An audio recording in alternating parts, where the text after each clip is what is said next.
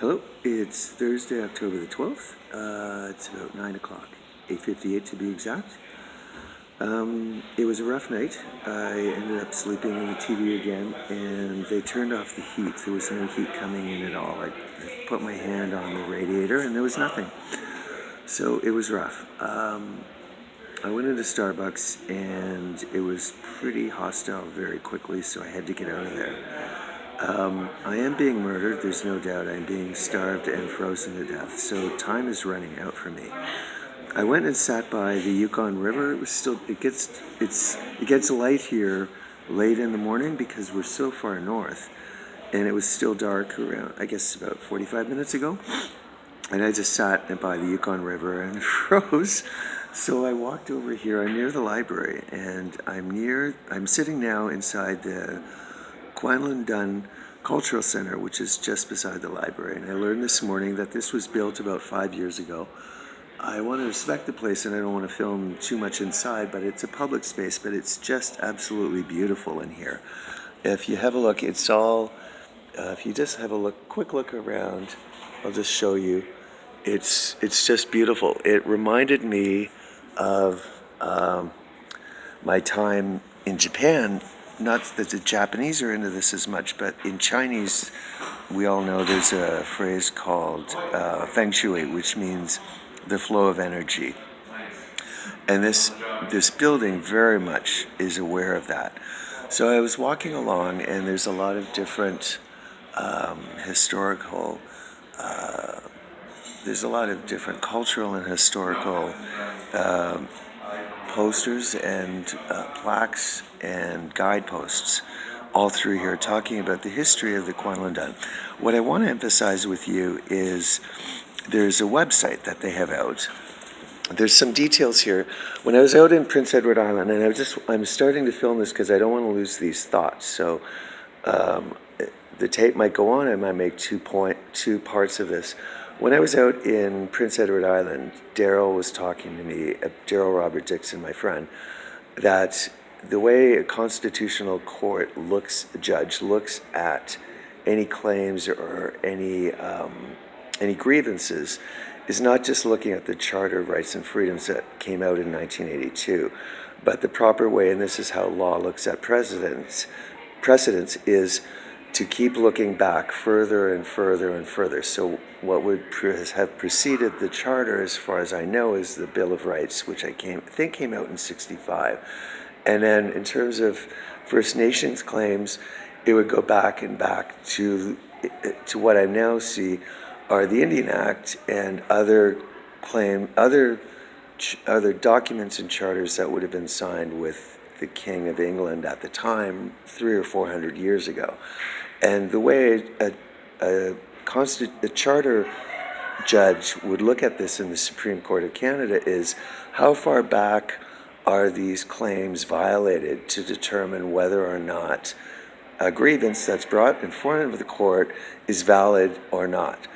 And that's why the Sparrow test that I've referred to over a year ago, the Sparrow test is so significant because a charter judge would have looked at not just the Charter of 1982, but would have looked at every preceding document and would have determined under that document was a violation undertaken.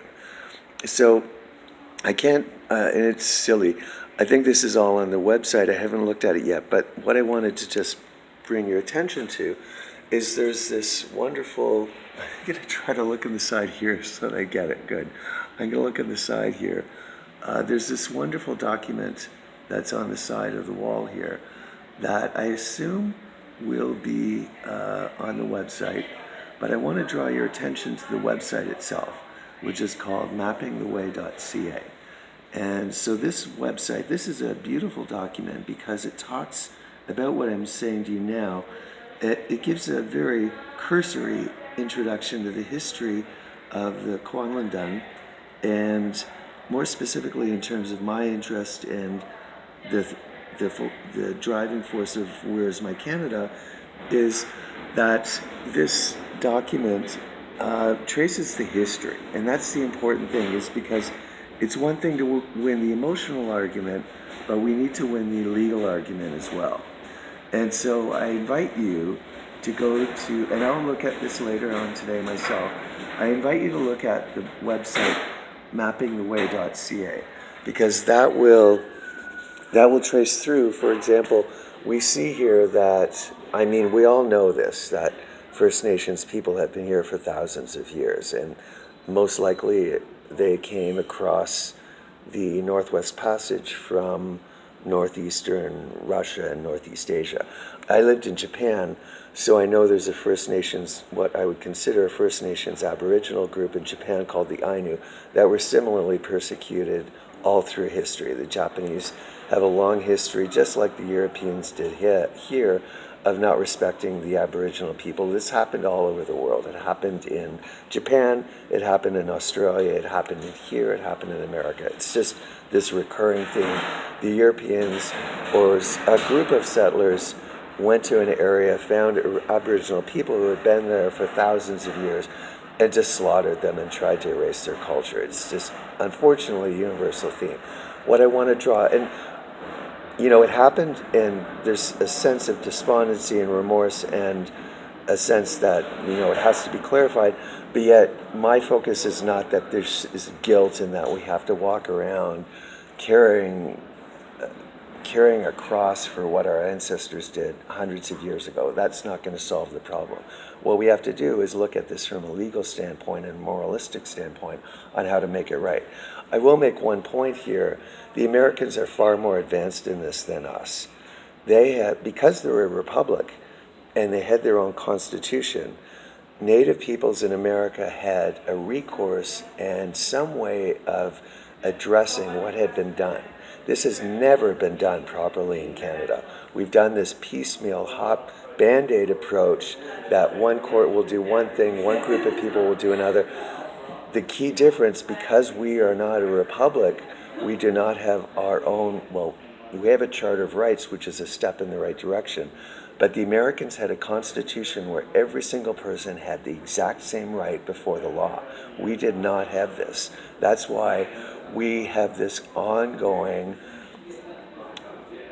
issue that has never been properly resolved. And the First Nations people here have never properly had their concerns treated fairly and equitably and legally.